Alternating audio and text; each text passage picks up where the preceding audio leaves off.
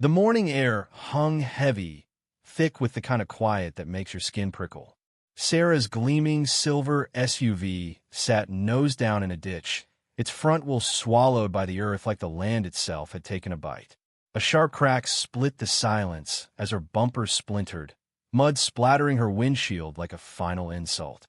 From my porch, coffee cooling in my grip, I watched her window roll down.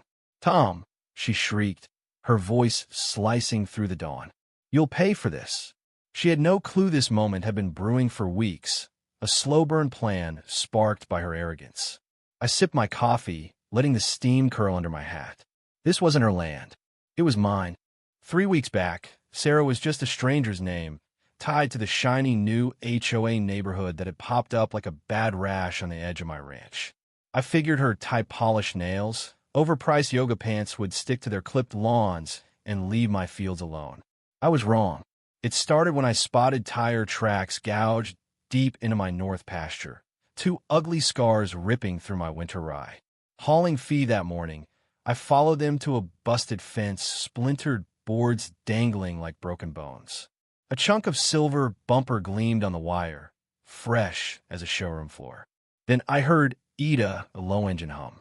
Her SUV barreled across my land like it was a racetrack. She slowed just enough to lean out, sunglasses glinting, and toss 5 words at me. "You'll thank me one day." Then she floored it, tires spitting my soil as she tore off toward her gated paradise. I stood there, a broken post in one hand, my hat in the other, too stunned to speak.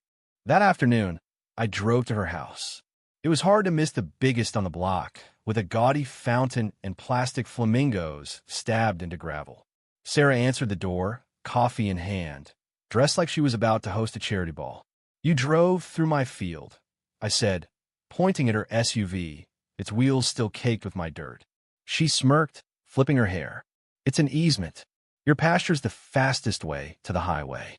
The back exit's always jammed." I told her there was no easement. She laughed, sharp and mean, and slammed the door in my face.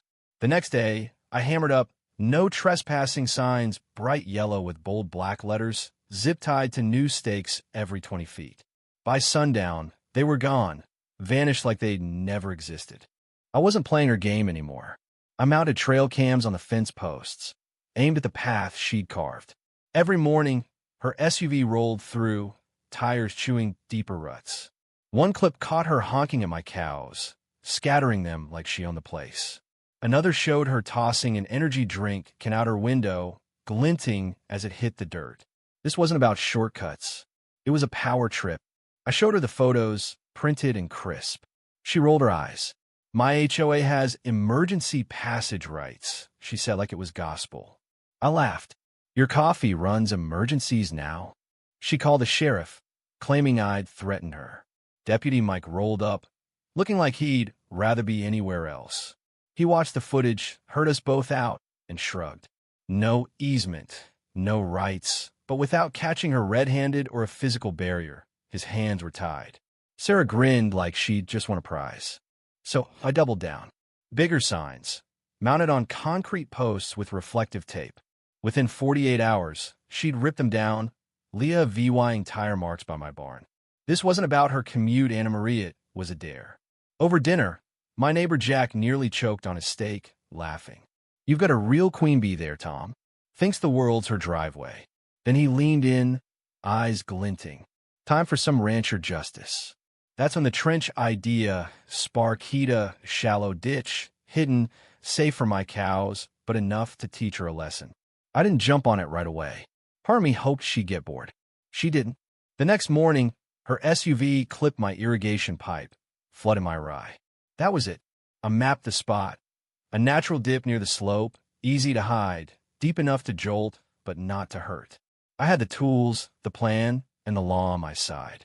This was war, and my first move would be quiet, legal, and damn satisfying. First, I needed proof of my property lines. I called my buddy Nate, a surveyor who could pin a boundary to the inch. By noon, he was out there with GPS and stakes, flagging every foot Sarah had VYOLAT. Orange tape screamed ownership. Nate handed me stamp maps, saying I could press charges if she kept it up.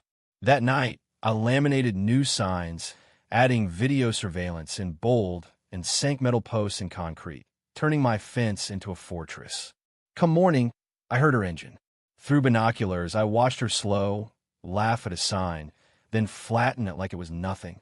She was taunting me. I spent hours at the courthouse, digging through zoning maps and easement records. Not only was there no access agreement, but I found a gem, a rejected shortcut request from her home's pre-VYS owner, stamped by my dad years ago. I made copies and took them to Mike.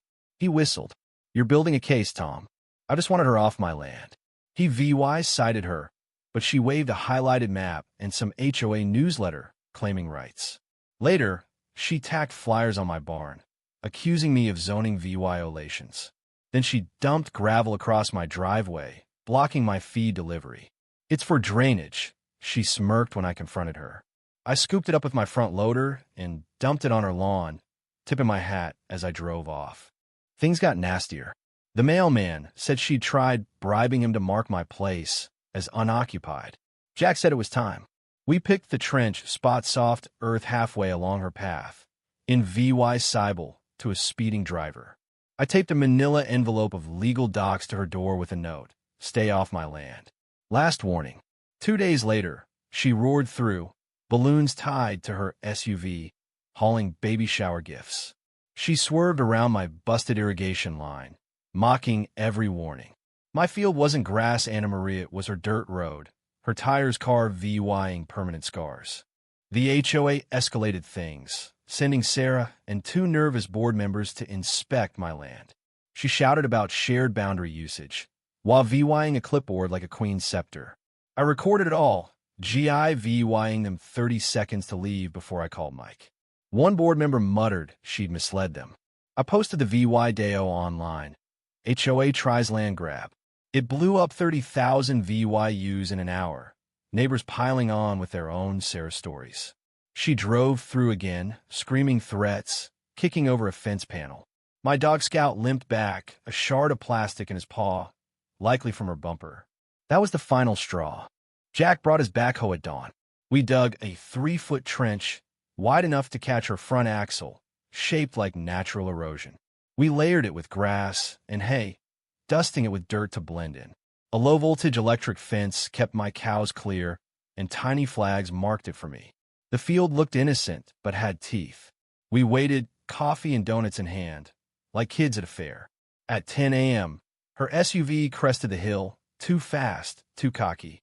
She blew past the signs, straight for the trench. Time slowed. Her wheels hit air, then slammed down, the SUV lurching with a glorious crack. Mud sprayed, steam hissed, and Sarah's curses lit up the morning. She stumbled out, one heel sinking, then hurled it across the field. Her hair was wild, sunglasses gone. "This is illegal," she shrieked, spotting us. I raised my cup. She tried reversing, but the wheels spun, sinking deeper. Jack yelled, "Try walking." She called a tow, and the sheriff, claiming I'd trapped her. Mike arrived, eyeing the trench. "You drove here after he warned you?" he asked. Sarah stammered. He pointed to the signs, the maps, my letter. "You're stuck because you ignored him. Your fault." The tow truck, driven by a local kid, Ben, pulled up 40 minutes later.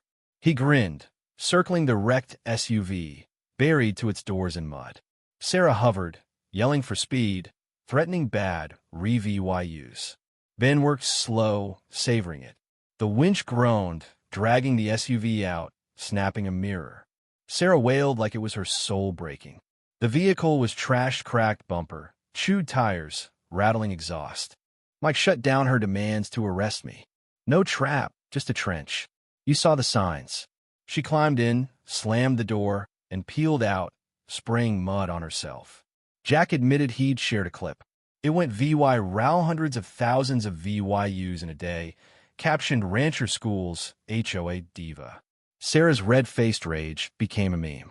Her HOA crumbled as members exposed her misusing funds for flyers and gravel.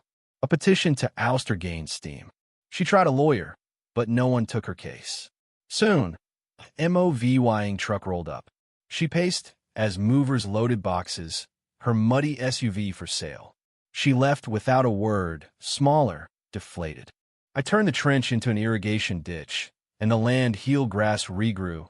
Cows grazed, Scout's tail wagged again.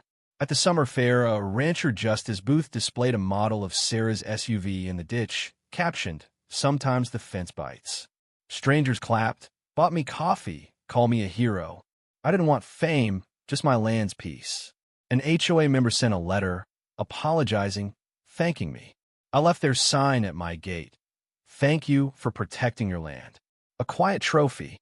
Sitting on my porch, Scout at my feet, stars bright above, I thought of Sarah's storm. She'd come loud and proud, but the land waited her out. Stories spread faster than fences, and mine echoed far a warning to anyone thinking they could plow through my world. Justice, patience, and a little mud had spoken louder than her screams.